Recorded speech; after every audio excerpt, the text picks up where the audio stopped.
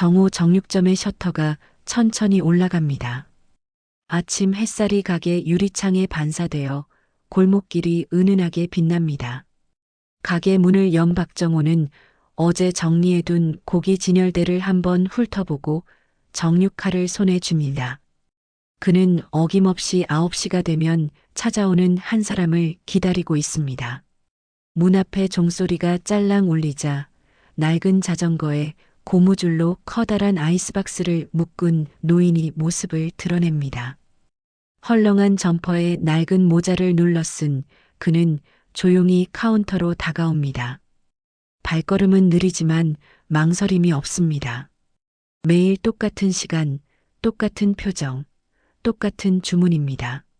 오늘도 10킬로요. 노인의 낮은 목소리가 가게 안에 퍼집니다. 박정호는 자동적으로 칼을 들어 고기를 자르기 시작합니다. 도마에 부딪히는 칼날 소리가 리듬처럼 일정하게 이어집니다. 고기의 붉은 결이 가지런히 잘려나가고 두꺼운 종이에 곱게 포장됩니다. 노인은 지갑에서 접힌 10,000원짜리 5장을 꺼냅니다. 그의 손은 거칠고 굳은 살이 두텁게 박혀 있습니다. 박정호는 계산을 마치고 무심한 듯 노인을 바라봅니다. 처음엔 이 묘한 주문 패턴이 그저 이상하다고만 느꼈습니다. 하지만 7일째가 되자 마음 한쪽에 의심이 스멀스멀 자라기 시작했습니다. 평범한 가정에서 매일 소고기 10킬로를 사간다는 건 아무리 생각해도 납득이 되지 않았습니다. 냉장고가 아무리 커도 고기가 이렇게 빨리 사라질 수는 없습니다. 노인은 언제나처럼 짧게 고개만 끄덕인 뒤 아이스박스에 포장된 고기를 담습니다. 묘하게도 그는 자전거를 끌고 골목길을 벗어나면 늘 같은 방향으로 사라졌습니다. 시장 반대편 산길로 이어지는 좁은 오솔길입니다. 그 길은 평소에 사람이 잘 다니지 않는 외진 곳이라 마을 사람들도 무심히 지나치는 곳이었습니다. 박정호는 창문 너머로 노인의 뒷모습을 눈으로 따라갑니다. 낡은 자전거 체인에서 삐걱거리는 소리가 골목길에 길게 퍼집니다. 매일 똑같은 소리입니다. 오늘따라 그 소리가 유난히 귀에 거슬립니다. 그는 괜히 가게 장부를 꺼내며 며칠 동안의 고기 판매 기록을 다시 훑어봅니다.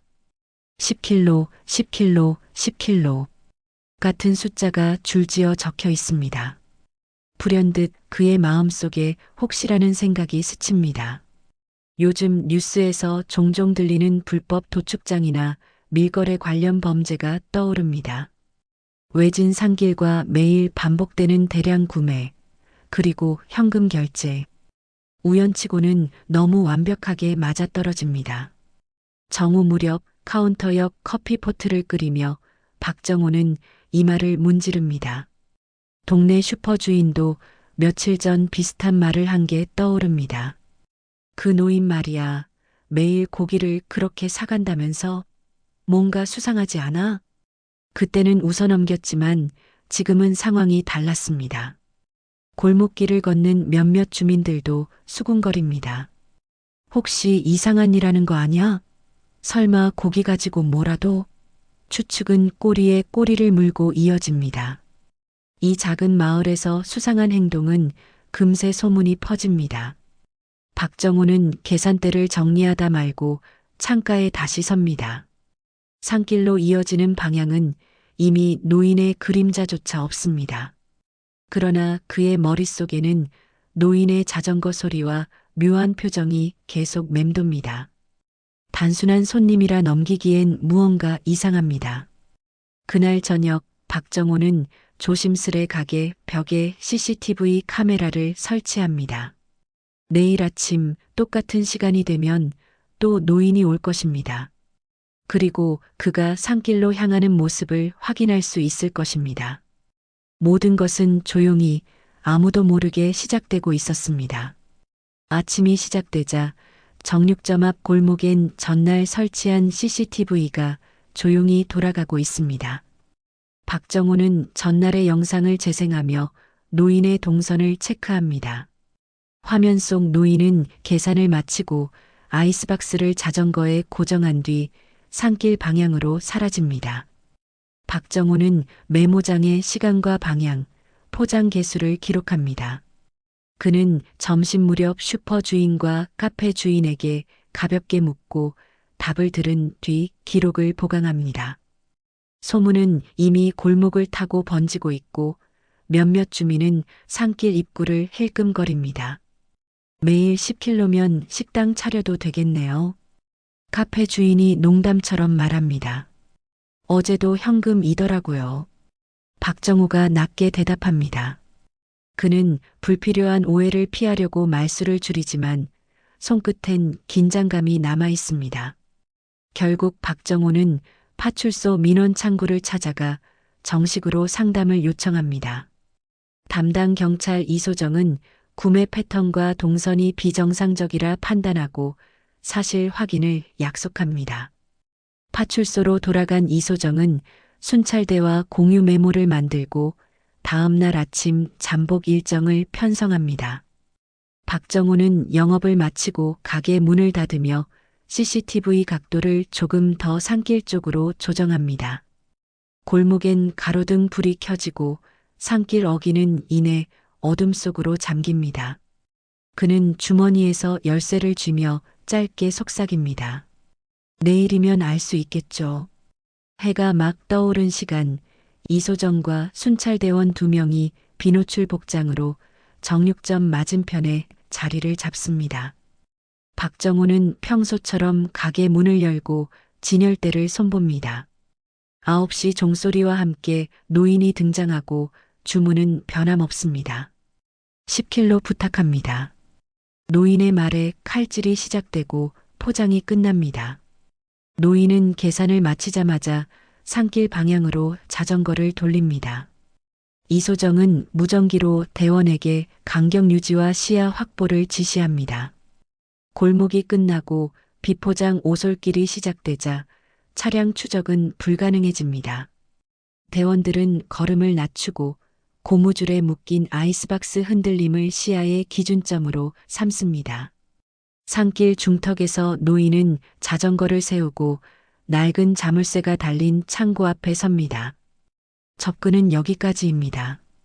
이소정이 속삭이고 팀은 안전거리에서 관찰에 집중합니다. 문틈 사이로 금속 긁히는 소리와 낮은 울음 같은 소리가 반복됩니다. 대원 한 명이 이어폰을 뺀 뒤 귀를 기울이고 고개를 끄덕입니다. 박정호는 멀찍이 서 산길 가리개 뒤에 몸을 숨기고 방향만 살핍니다. 이소정은 현장 보존을 위해 무리한 진입을 피하고 일단 철수 후 영장과 추가 인력을 검토합니다. 오전 11시 팀은 서로 다른 길로 하산하며 시간을 기록합니다. 다음 날 간단한 현장 확인과 안전 점검 권한을 확보한 팀이 다시 산길로 오릅니다. 노인이 창고 문을 열자 내부에서 갑작스러운 움직임이 연속으로 나타납니다. 이소정은 조심스럽게 이름과 신분을 밝히고 내부 확인을 요청합니다. 노인은 잠시 망설이지만 이내 문을 활짝 열어줍니다. 창고 안에는 정리된 스테인리스 그릇과 수의 처치 흔적이 남은 테이블이 보입니다. 한쪽에는 캔 사료와 소고기 포장 봉투가 쌓여 있고 반대편엔 작은 난방기와 바람막이가 설치돼 있습니다. 안전 점검만 하겠습니다. 이소정이 말하고 사진 기록을 진행합니다. 그때 칸막이 뒤에서 여러 마리의 고양이와 개가 차례로 모습을 드러냅니다. 동물들은 정해진 순서대로 그릇 앞에 서고 노인은 체중과 건강 상태를 적은 수첩을 펼칩니다. 박정호는 멈칫한 채 현장을 둘러보고 장부의 의문이 눈앞에 배식표로 치환되는 과정을 지켜봅니다. 노인의 동작은 익숙하고 질서가 있습니다. 고기를 잘게 나눠주는 손놀림, 그릇의 위치, 물그릇 교체 순서가 분 단위로 정해져 있습니다. 이소정은 전기 배선과 난방기, 위생 상태를 확인하고 안전상 큰 문제는 없다고 판단합니다. 박정호는 말없이 계산대에서 보던 묵직한 현금 다발의 의미를 다시 떠올립니다. 이곳은 불법 시설이 아닙니다. 이소정의 짧은 결론이 현장을 맴돕니다. 파출소 조사실에서 최소한의 사실 확인 절차가 진행됩니다. 노인은 자신을 김영수라고 밝히고 오래전 동물병원 원장이었다는 서류를 제공합니다. 기록에는 화재 사고와 보호소 폐쇄, 배우자의 사망, 이후 개인 돌봄으로 전환된 경위가 담겨 있습니다. 박정호는 조사실 밖 대기 공간에서 손에 쥔 메모를 구깁니다. 메모엔 불법 도축장 이라는 글씨가 흐릿하게 남아 있습니다. 이소정은 노인의 지출 내역 일부를 확인하고 정육점 결제 기록과 일치함을 확인합니다. 창고 위치는 개인 소유의 임야 내부로 구조물은 단순 창고 신고 대상임이 확인됩니다. 위생과 안전은 개선 권고 수준이며 긴급시 구호 체계가 필요하다는 의견이 붙습니다. 이제 오해는 정리되겠죠. 이소정이 말하고 박정호는 짧게 고개를 숙입니다. 노인은 조용히 돌아갈 준비를 하면서 내일 배식표를 수첩에 적습니다. 조사 결과 요약은 위법 사항 없음, 생활안전지원 권고로 결론 납니다. 파출소 게시판엔 지역 동물보호 상담처 연락망이 추가됩니다. 박정호는 돌아가는 길, 산길로 난 작은 이정표를 떠올립니다. 그는 내일부터 고기 등급과 부위를 동물에 맞춰 다시 구성하기로 마음먹습니다. 창밖에는 늦은 오후의 빛이 맴돌고 골목은 서서히 저녁 장사 준비로 분주해집니다. 지역 방송국이 정육점을 찾아와 인터뷰를 요청합니다. 보도는 오해로 시작된 돌봄 이야기라는 제목으로 나갑니다.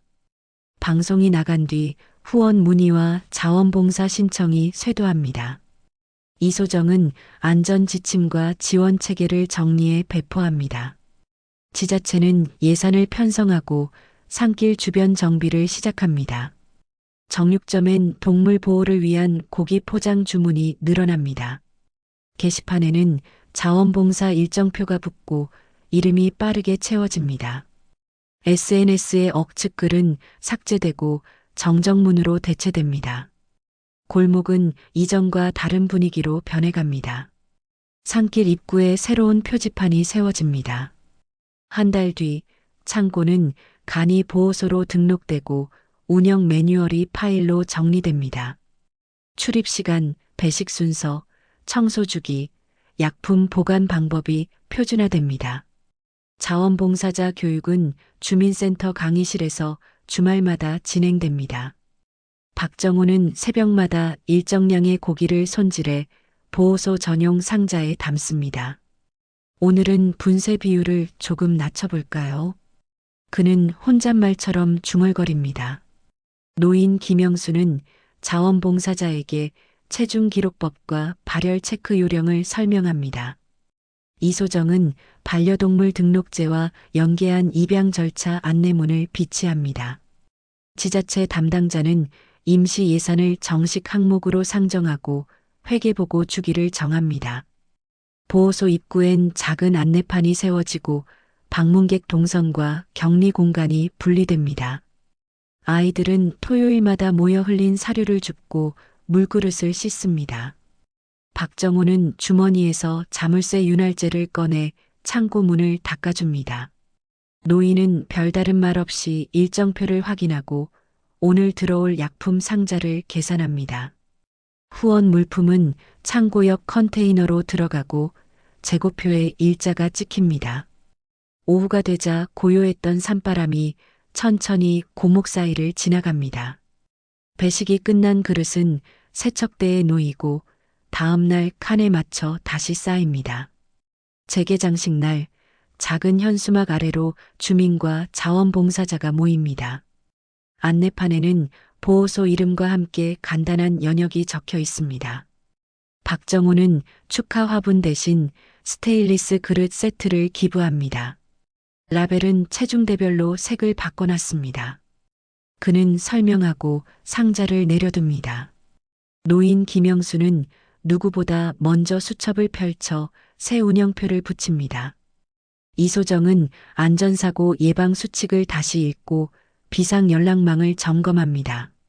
아이들은 줄을 서서 견학 동선을 따라가고 보호소 내부는 지정 구역만 공개됩니다. 오후가 저물 무렵 노인은 자전거를 창고 옆 벽에 기대고 메모 한 장을 재단에 고정합니다. 따뜻한 밥 한 끼면 충분합니다. 문장 하나가 안내판 아래에서 바람에 살짝 흔들립니다. 박정호 장부엔 정상 판매와 나란히 지원 공급이 같은 글씨 크기로 적혀 있습니다.